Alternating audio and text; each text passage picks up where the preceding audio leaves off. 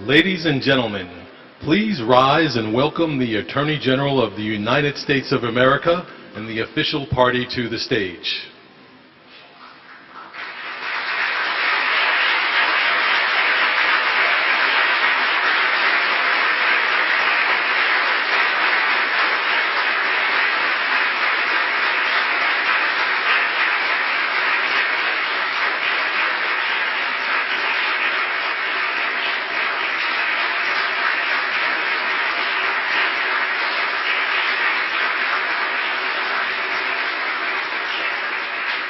Thank you. Please be seated.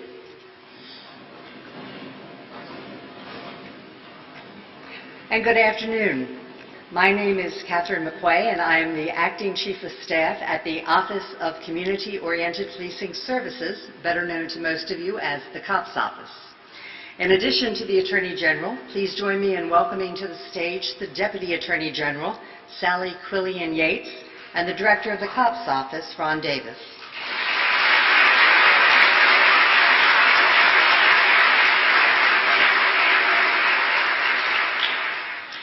It is my distinct honor and privilege to welcome you all here today as we recognize the recipients of the Attorney General's Award for Distinguished Service in Community Policing.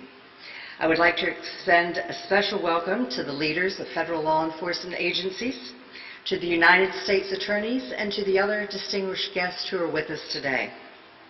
This is an exciting day to be part of community policing. This is the first awards program bestowed by the Department of Justice that recognizes police officers and deputies for exceptional efforts in community policing. And this is happening during the first ever National Community Policing Week. This week is another example, another opportunity to show our support for law enforcement and to promote strong relationships between our nation's law enforcement agencies and the communities they serve.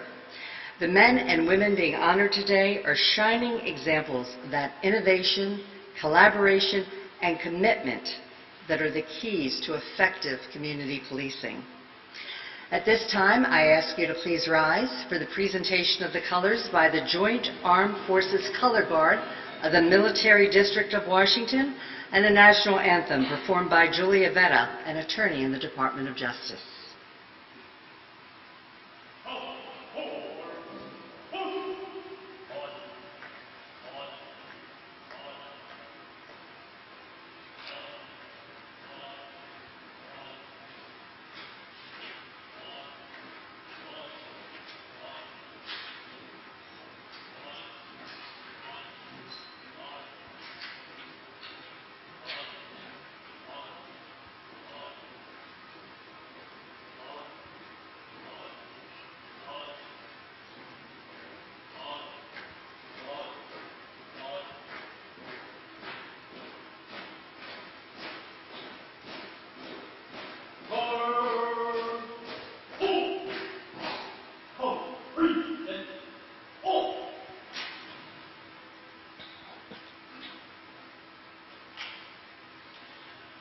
Oh, say, can you see by the dawn's early light what so proudly we hailed at the twilight's last gleaming, whose broad stripes and bright stars through the perilous fight o'er the ramparts we watched were so gallantly streaming, and the rockets' red glare, the bombs bursting in air, gave proof through the night that our flag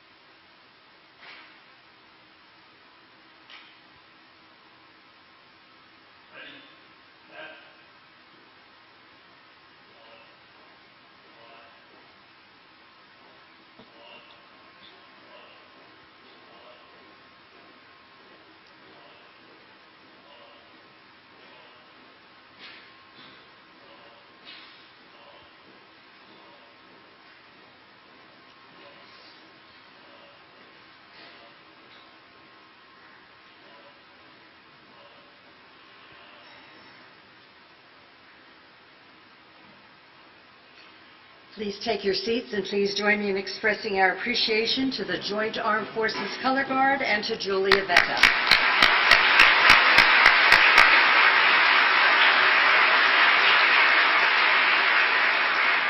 I'm now pleased to introduce the Director of the COPS Office and my boss, Ronald Davis.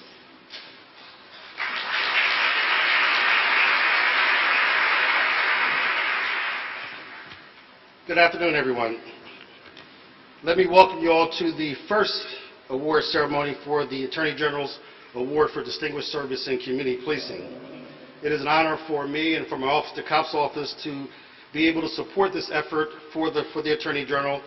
And I think back, it's been about a year. I don't want to tell the AG story, but I will share some of it. It's been about a year when the Attorney General was first sworn in, and I had the honor of meeting with her. There were 2 meetings within one day. The first one I take pride in part. I think Benita and I were the first people to meet with the Attorney General when she was appointed Attorney General, but unfortunately it was following demonstrations and riots in Baltimore. And so you say, welcome to being the Attorney General. Here's the first challenge that she faced. Amid all of that, the Attorney General shared with us then that she had this vision and this dream of coming up with an award for rank and file officers and for the kind of unsung work that is done every day, the kind of work that unfortunately goes too unnoticed, especially in our current times, and she wanted to uplift that work, and she wanted this award. So it's our honor to support her vision and to make that a reality and to be here today. Now, with that being said, the nominees for this award are now obviously individuals who exemplify community policing and problem-solving principles. And what's really strong about this process is that the nominations came from everywhere. It came from their peers, their supervisors, and equally important and most notable, many came from the community members that had the interactions with the officers themselves. So we received hundreds of nominations. And then to get to where they're at today, I want to give you an example of the vetting process. And here in D.C., I spent 30 years local, so now that I've been here close to 3 years, I may just have figured out, as I leave, how to figure out the bureaucracy, but it's a lot. And so when we say vetting process, that is no small feat for you to be here. So one, we put together a panel of your esteemed colleagues that included representatives from organizations including the International Association of Chiefs of Police, the Police Executive Research Forum, Major County Sheriff's Association, Major City Police Chiefs Association, the National Association of Women in Law Enforcement Executives, the National Organization of Black Law Enforcement Executives, the Hispanic American Police Command Officers Association, and the Fraternal Order of Police. Now, you had to get through that vetting process through the evaluations. We looked at what your acts were, and trust me when I say this, all of the nominations were outstanding, and if you could, you would want to recognize all of them. But to get to this point, the awardees, that's the first vetting process. Following that, we also had a federal review panel of our federal law enforcement components. And the component heads are here, and I want to say this for the local law enforcement awardees. When we called, whether it was the FBI, the ATF, the Marshal Service, or the DEA, we said, well, we got this award ceremony that the Attorney General wants to bestow on rank and file officers. And their immediate response was, what could we do? How can we help? And at the highest levels, the directors, the assistant directors, deputy directors, without any hesitation whatsoever, weighed in and spent hours going through materials, vetting, making recommendations, and all of them are here today to really reinforce their commitment at local law enforcement and federal law enforcement. So I want to give them a round of applause because that says a lot in their relationship with you. Thank you, gentlemen.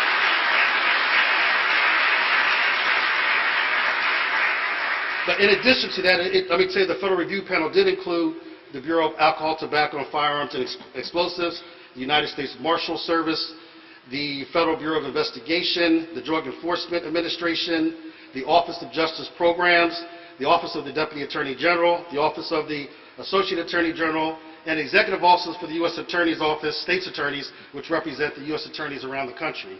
And so that was the second panel. So now if you went through the first panel, you got through the second panel, then we basically got to the boss herself. And if you know the Attorney General, she just rubber stamps nothing. And literally, I mean nothing. And so sit-down meetings with her to go over exactly the awards, what were the accomplishments, the individual officers and deputies, so that she would feel comfortable in bestowing this award as being not just representative of the actions that the individual officers made, but how they represent the field and the thousands, the hundreds of thousands of officers that serve every day.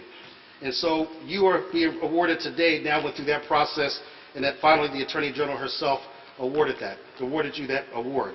So I want to congratulate you for your accomplishments.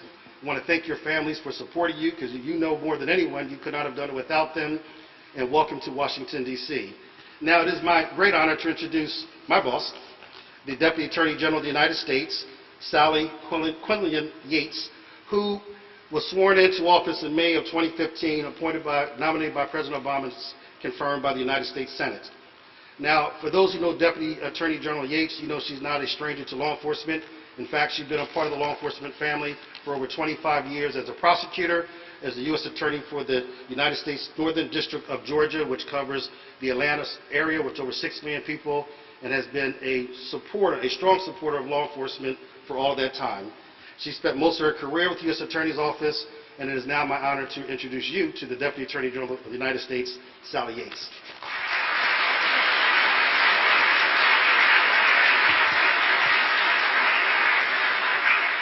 Good afternoon, everyone, and thank you, Ron, for your kind introduction, but much more importantly, thank you for your truly outstanding leadership of the COPS office.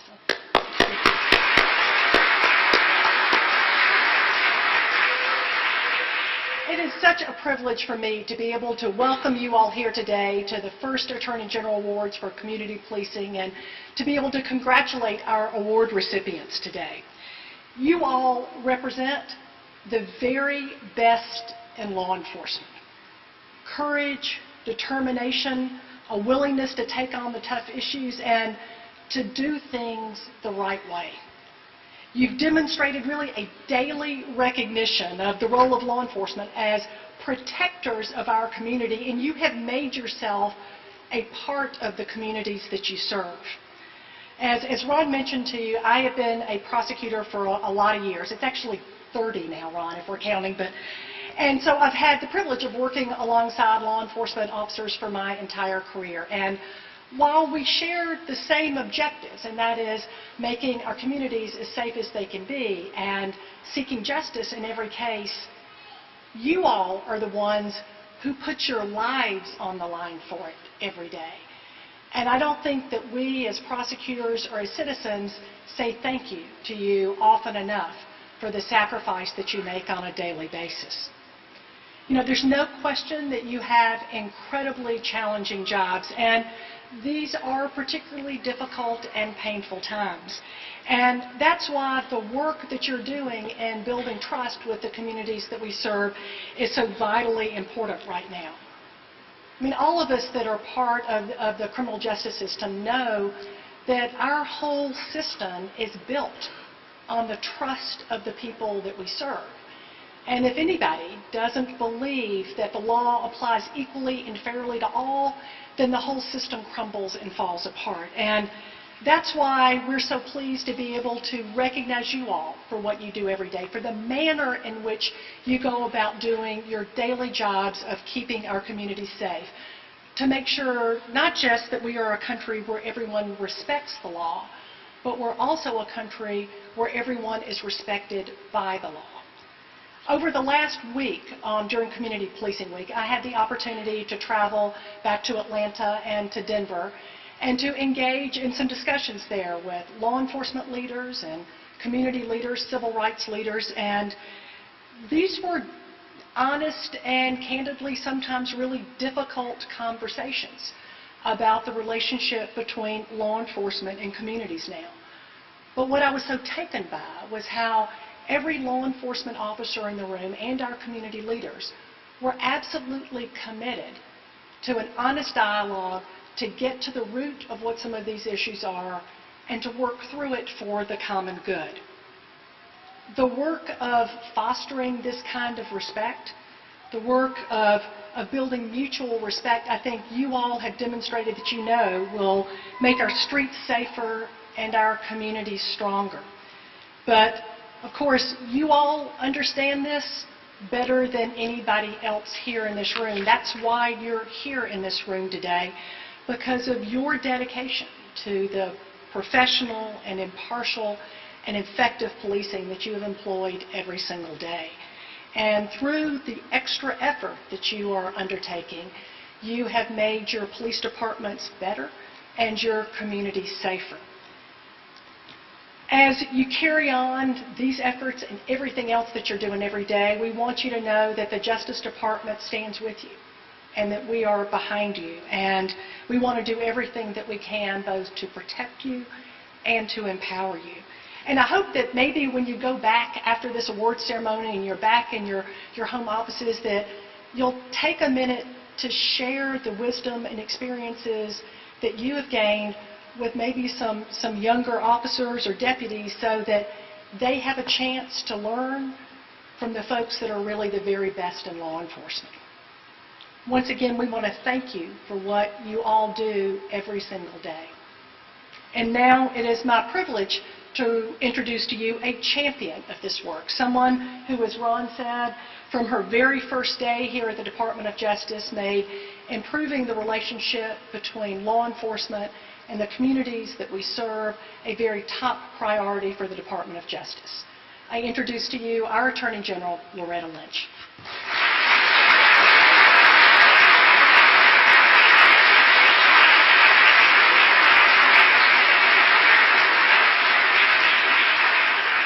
Well, good afternoon, everyone. Well, you can't be tired already. We haven't even gotten to the reception. Good afternoon, everyone. There we are. There we are. Thank you so much for that warm welcome. Thank you, Sally, for that kind introduction and for your leadership here at the Department of Justice. But more importantly, thank you for your friendship over the years. I've had the privilege to work with Sally when we were both in the U.S. Attorney's chair, and there really is no more dedicated champion of law enforcement than our Deputy Attorney General. So thank you for that. Let me also thank so many of the federal law enforcement leaders who are on the selection committee, as well as the component heads who are with us here today, for your work and your support of this award. It means the world to me that you're part of this vision. And let me thank my U.S. attorneys who've traveled to be here today. My U.S. attorneys are the face of the Department of Justice at the local level, and I am so grateful for your commitment and all the work you do in serving people of your districts. You truly bring the work of the department across this great nation, and I thank you. But let me also extend a special thanks to someone who really is the unsung hero of so much of this work, Director Ron Davis of the Office of Community-Oriented Policing Services. No truer leader of an office so more aptly named has ever walked the halls of this department. I'm convinced of that. Ron, you are dedicated to the field. You are from the field. You have brought that vision to me around my table, and I am so grateful for your insight every time we talk about these important issues. So let me thank you.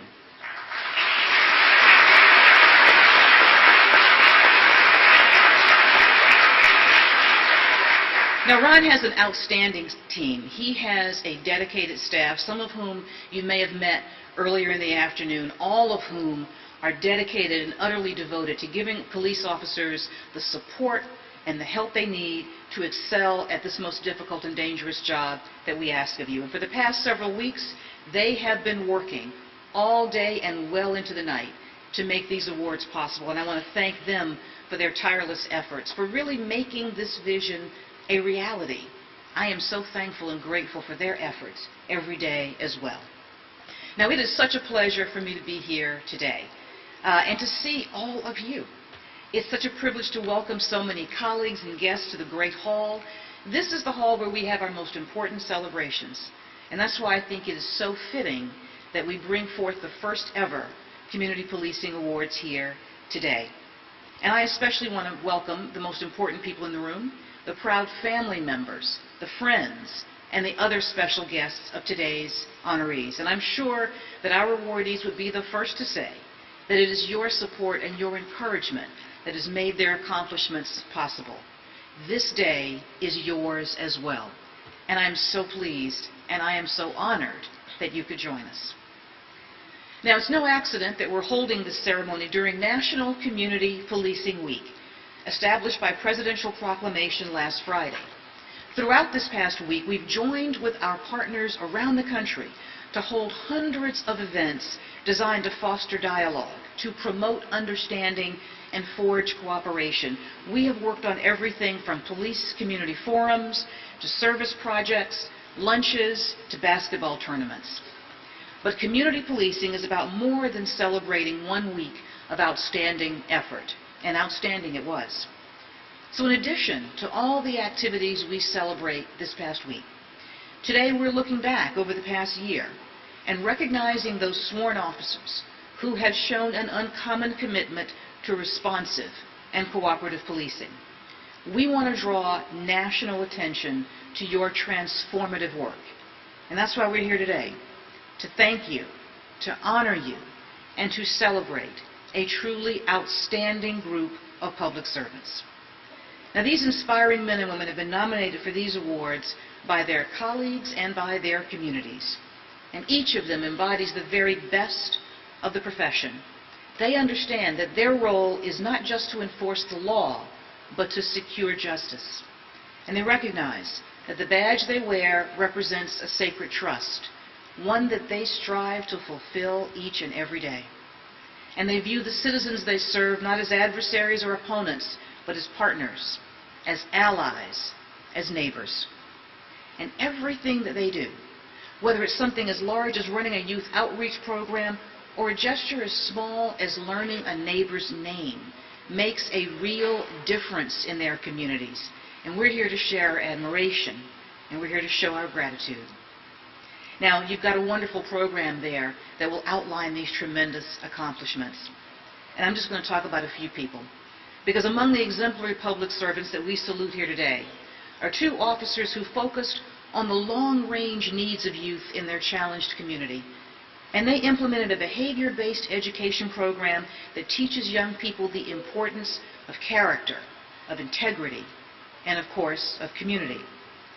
We recognize an officer who helped transform her department's approach to youth engagement. She looked at the underlying needs of the children they saw every day. And that department chose to eliminate school-based arrests and instead to create a comprehensive system of care that provides food, mental health services, and drug counseling to young people in need.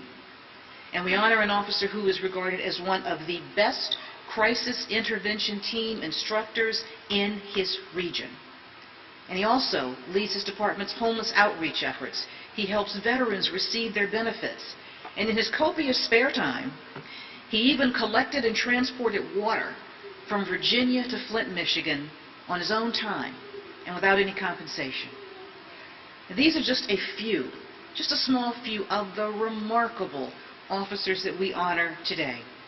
And to all of you, no matter where you come from or which department you serve, you are all passionate about your service.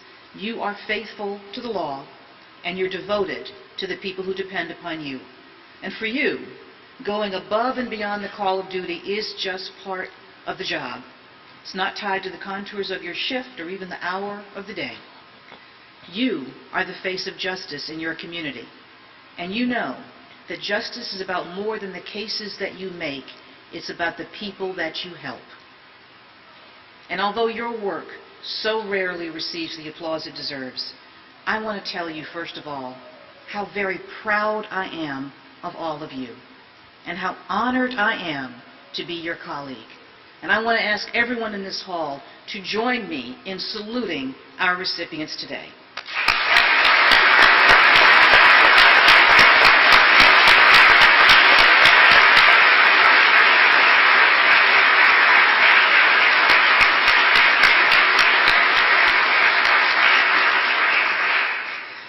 All of you together have generated actions that bear powerful witness to the effectiveness of a collaborative and community-oriented approach to public safety. It's an approach that I have been committed to advancing as Attorney General. Now, shortly after taking office, I embarked on a 12-city community policing tour, which gave me a first-hand look at some of the outstanding work underway across the country, the kind of work that we honor today.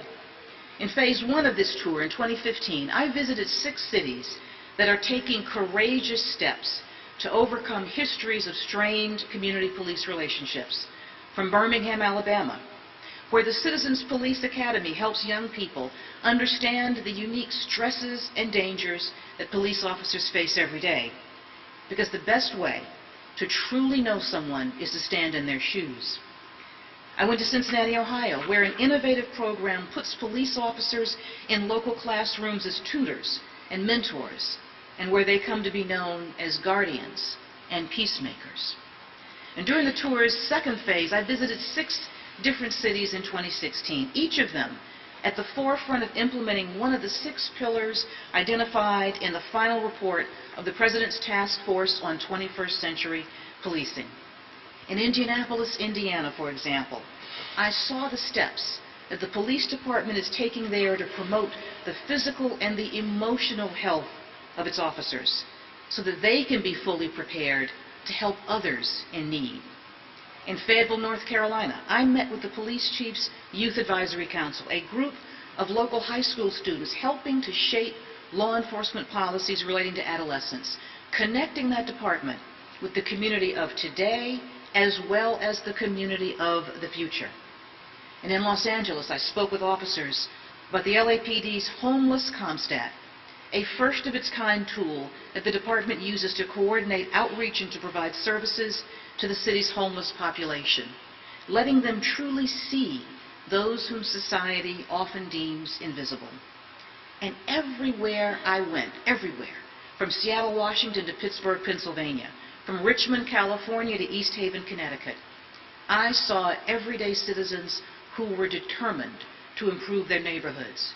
I saw devoted law enforcement officers going the extra mile and beyond to lend a helping hand. And I saw their shared commitment to forging innovative solutions to our most difficult public safety challenges.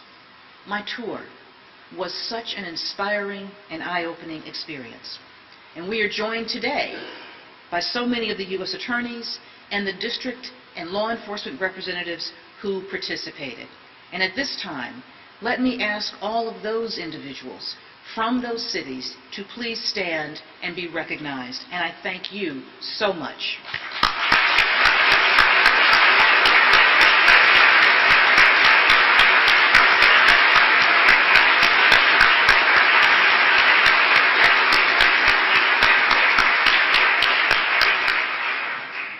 Thank you for your service. Now, the Community Policing Tour is just one of the ways that we've been striving to build trust and encourage cooperation between citizens and law enforcement, from mediating in times of conflict and tension, to helping departments purchase body-worn cameras and other vital tools. The Department of Justice remains committed to a range of activities designed to help communities approach public safety together. And today, as a part of that ongoing commitment, it is my distinct pleasure to announce 2 exciting awards. First, the COPS Office, that ever-busy group of people, will be providing an additional $12 million in grants to advance community policing programs, including projects that support the findings of the President's Task Force for 21st Century Policing.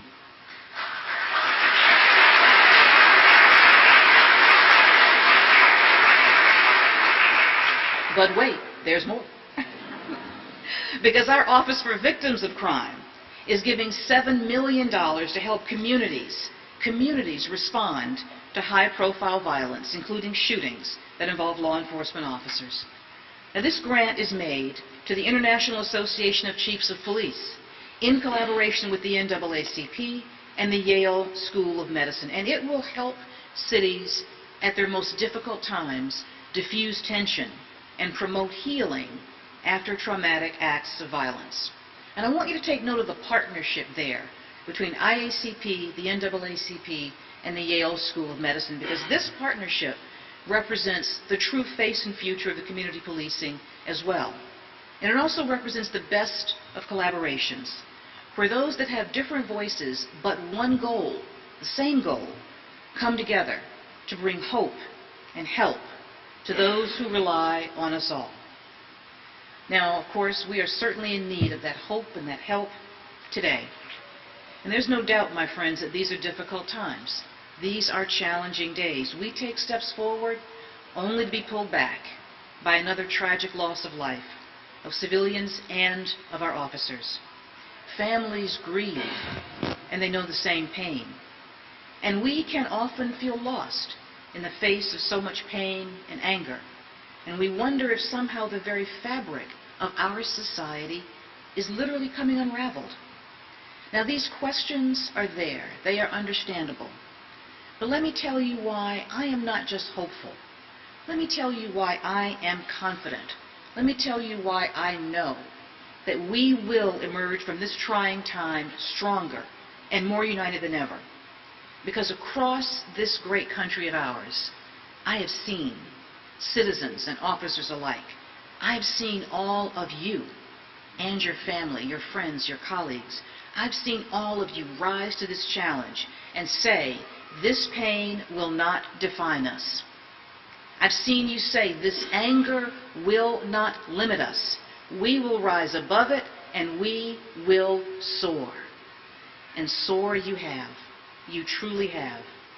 Through the courage and the selflessness of the countless law enforcement officers, leaders, and citizens that I've had the privilege of meeting through my time as Attorney General, you have transcended the voices of division. And through the commitment and the dedication of the outstanding individuals that we honor today, you've provided a different voice, one of hope and one of healing, one of caring and one of concern. And my friends, when I meet a detective who patrols an Indian reservation the size of Connecticut by himself, so that our original Americans can know the security that we all take for granted. When I meet an officer who knocked on hundreds of doors to bring some measure of justice and comfort to the victims of sexual assault, so that those in their darkest hour know that there is someone who will speak for them, when I meet all of you, when I meet you, I am reminded of the compassion and the generosity of the American people, and I cannot help but be inspired. Your work and your deeds may seem separate, they may seem unique, they may be in different cities and different states, but they are part of a fabric of service and dedication that spans this country. And they remind us about what is best about our nation. You, all of you, you inspire us to do more for our neighbors, more for our communities, more for our country. And your example challenges us to turn away from the easy course of indifference and apathy and to choose the harder path, the brighter path of engagement, of sacrifice, and of action. The path that we've always chosen in our past, and the path that I know will lead us to a brighter future. And I'm so privileged to have you all as our leaders. And so, my award recipients of the first ever Attorney General's Award for Excellence in Community Policing, let me thank you. Let me thank you on behalf of the entire Department of Justice. Let me thank you on behalf of the American people. I want to thank each and every one of you for what you have done, for what you will continue to do. Thank you for being a beacon of hope in these difficult times. Thank you for holding our safety in the palm of your hands. And I commit to you, as the Attorney General of these United States, that as we move forward, as we continue to work together to build a better nation and empower all of our communities, you will always have my utmost respect. You will always have my deepest thanks. You will always have my strongest support. Let me congratulate you once again on these well-deserved awards. But in reality, you honor us. Thank you so very much.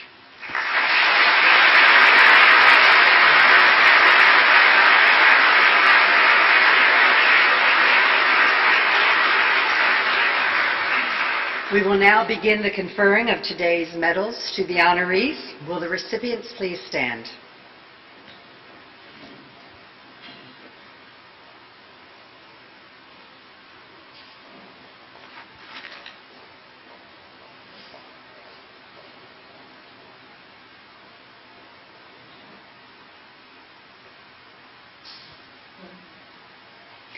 In the category of criminal investigations for agencies serving a population of less than 50,000, the Attorney General's Award for Distinguished Service in Community Policing is presented to Detective Jesse Gonzalez of the Tohono O'odham Nation Police Department, Arizona.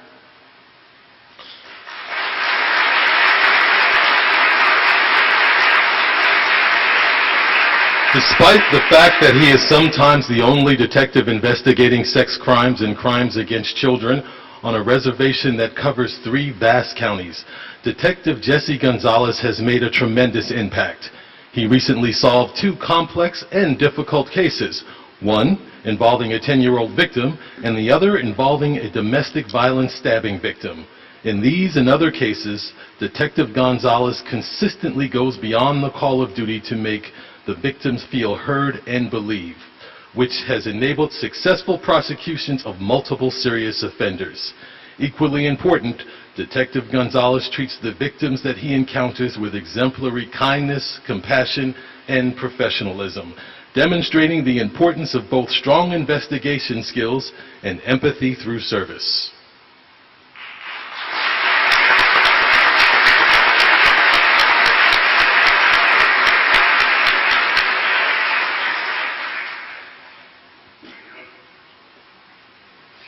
In the category of criminal investigations for agencies serving a population between 50,000 to 250,000, the Attorney General's Award is presented to Detectives Adam Beha and Joseph Malovchak of the Chesapeake Police Department, Virginia.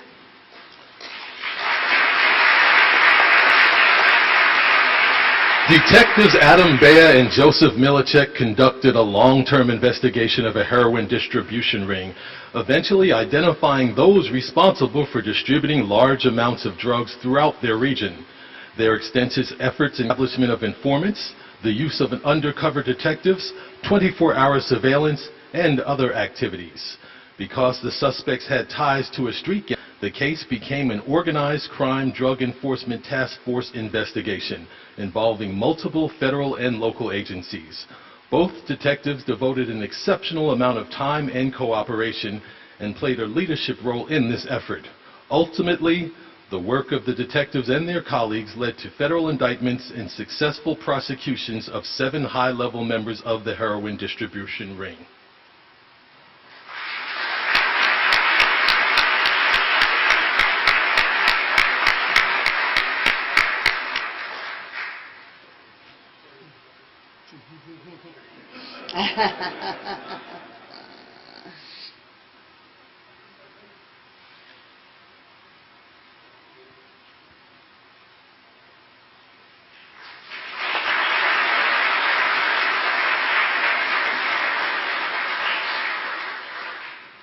In the category of criminal investigations for agencies serving a population of more than 250,000, the Attorney General's Award is presented to Detective Kimberly Miller of the Houston Police Department, Texas.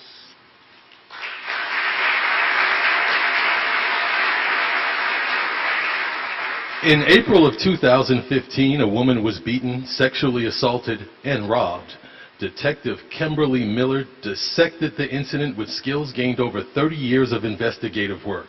When a suspect struck again with a similar modus operandi at 3 different locations, she worked closely with reluctant witnesses, coordinated with local apartment complexes, and pursued leads through DNA and reviews of old cases. Her diligent investigation led to the arrest of the suspect within 2 months. Detective Miller is tireless in her pursuit of sexual predators, treats victims with compassion, and is a leader in her department. This case is just one of the many examples of Detective Miller's dedication, professionalism, and willingness to go above and beyond her normal duties to bring cases to successful prosecution.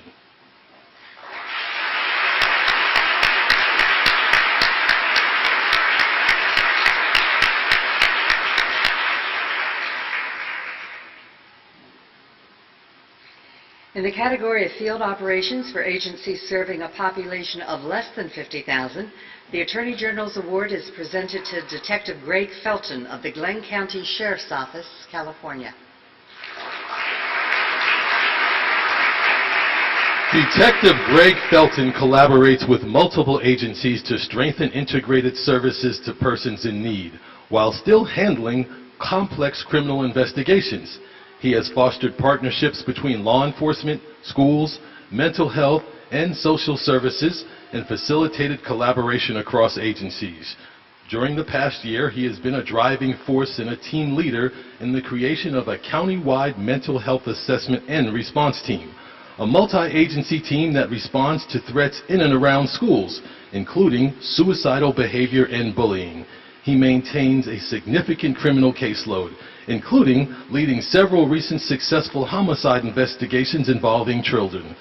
Detective Felton is a role model for excellence in community policing and its positive impact throughout the community. His creative thinking, excellence in criminal investigations, and communication skills have enabled him to build lasting relationships that have reduced crime and increased trust between law enforcement and communities within Glenn County.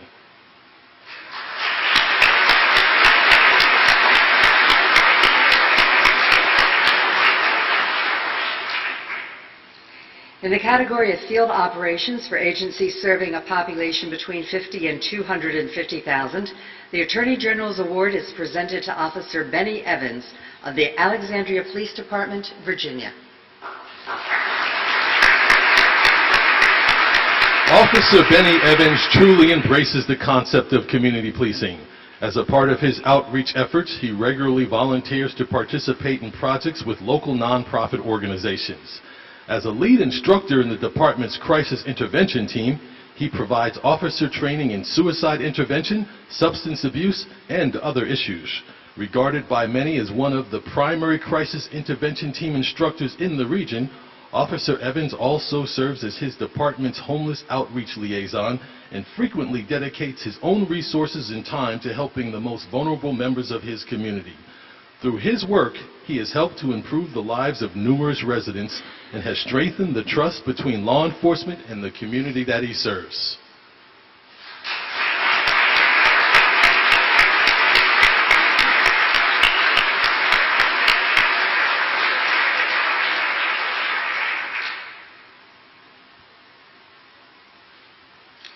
In the category of field operations for agencies serving a population of more than 250,000, the Attorney General's Award is presented to Officer Joanne Walker of the San Francisco Police Department, California. Officer Joanne Walker has had a positive impact on her community through her ongoing efforts in hostage negotiation, crisis counseling, de-escalation, and suicide prevention. By dedicating her own time and resources to extensive training in these areas, she has developed a high level of expertise, which she has passed on to fellow team members in crisis services support. Officer Walker has used this training to de-escalate numerous tense situations, not only as a part of her official duties, but in her off-duty volunteer activities as well. Thanks to her initiative, advocacy, local crisis councils and her colleagues are now better equipped to respond to people in need, and the relationships between law enforcement and her local community have significantly improved.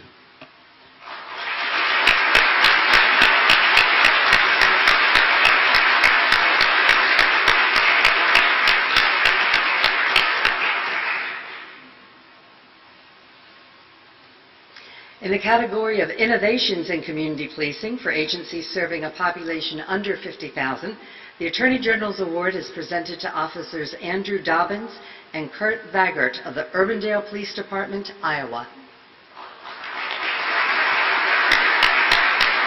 Officers Andrew Dobbins and Kurt Vagert have helped local high school students deal with social issues and challenges they face by developing and implementing an innovative education program. This effort, entitled the Culture of Integrity Program, teaches the importance of character, integrity, and community, focusing on bullying, social skills, personal safety, and achieving success. The officers manage every aspect of the program, including serving as instructors for classes, and because of the program's success and the multitude of positive feedback from students, parents, and teachers, the program has expanded to additional areas. The success of this program, which supports positive interaction and better understanding between police and young people while providing much-needed guidance and support to students, highlights the value of dedicated efforts and creative thinking in meeting a community's unique needs.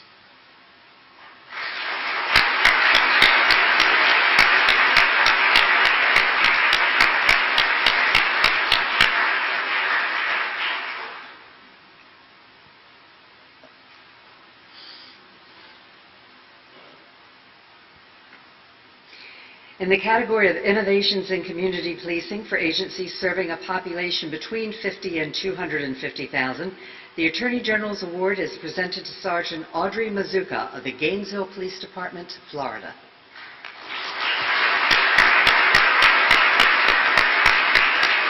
Sergeant Audrey Mazuka noticed a disproportionate number of minority youth were being arrested in her community.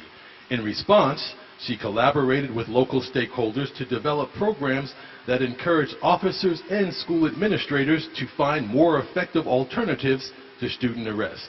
Working alongside community stakeholders, Sergeant Mazuka spearheaded a set of comprehensive programs to change the traditional approach to youth engagement. These programs included the creation of police-youth dialogues and an extensive summer enrichment program for at-risk youth, focusing on vocational training, community service, life skills, and trauma awareness training for officers and school officials. This program resulted in a 79% decline in on-campus arrests in 2015. Through Sergeant Mazuka's passion, leadership, and vision, her department has reduced barriers between police officers and youth, and she has impacted the lives of countless students throughout her community.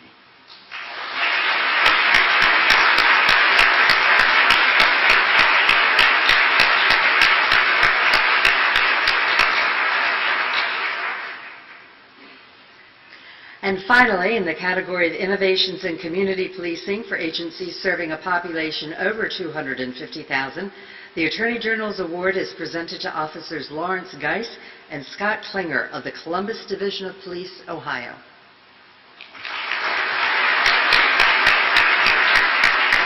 Community Liaison Officers Lawrence Geis and Scott Klinger took action to address the high levels of criminal activity in the hotels and motels of Columbus, Ohio.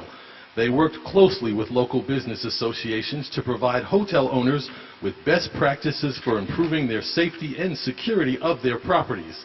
This collaboration led to the creation of a citywide task force, which involved coordination with a wide range of local partners, including the prosecutor's office, code and building enforcement, and the health department. Together, they worked to close the hotels that were the source of crime and victimization in their community. They also worked with other hotels and motels to promote safer, more livable, and more friendly environments throughout their entire community. As a result of their efforts, crime and calls for service at hotels and motels have decreased significantly in Columbus, Ohio, improving overall public safety and the quality of life.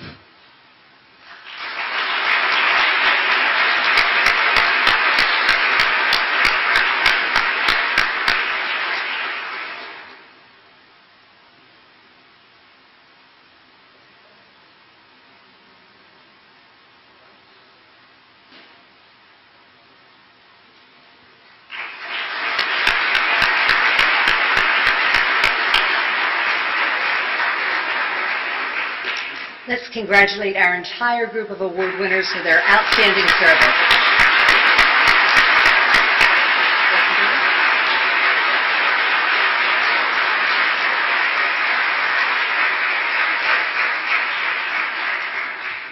So once again, congratulations to all the awardees, the honorees, very well deserved. If you get a chance to see their actual ribbon and medal, there's one part of it that I think really means a lot, especially as a former officer, is there is a ribbon that you wear with the uniform. The officers know how you wear the ribbon with the uniform.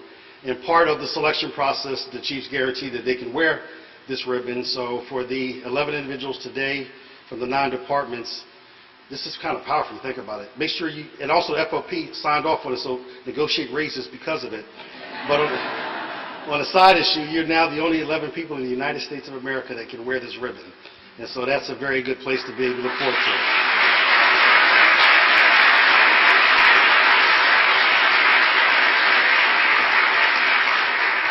I'd like to thank the Attorney General, the Deputy Attorney General, and all the guests for being here, for their time and commitment, and for the Attorney General's vision in this first award. Please join me in thanking them for their leadership.